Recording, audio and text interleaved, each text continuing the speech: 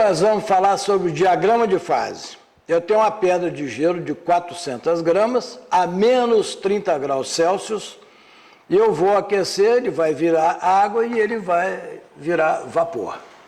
Então nós temos aqui no nosso diagrama, no eixo dos Y eu tenho temperatura em graus Celsius e no eixo dos X eu tenho a quantidade de calor que a gente vai injetar. Então eu tenho uma pedra de gelo a menos 30 graus Celsius, que na medida em que eu injeto o calor nele, ele vai para menos 25.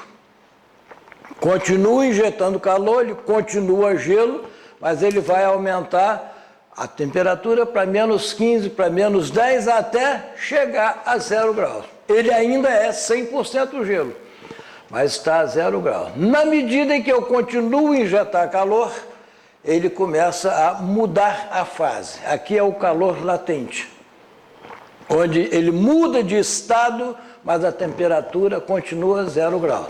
Então, na medida em que eu injeto o calor nele, ele vira 30% de água, 70% de gelo. 50% de água, 50% de gelo.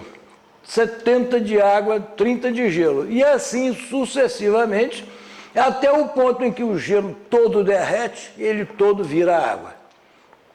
Neste ponto, eu começo a aquecer a água. À medida que eu injeto calor, a água começa a se aquecer.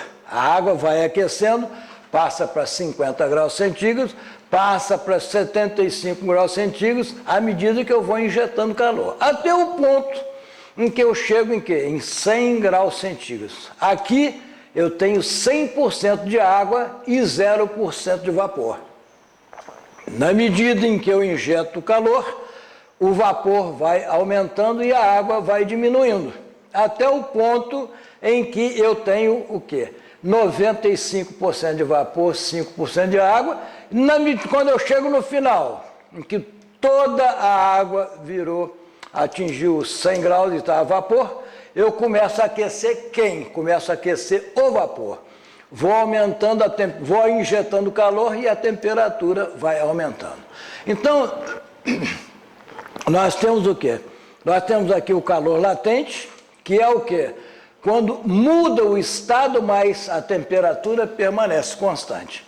E temos o quê? O calor sensível, onde eu tenho o quê? Muda a temperatura sem mudar o estado. Então, este é o esquema de diagrama de fase. Muito obrigado.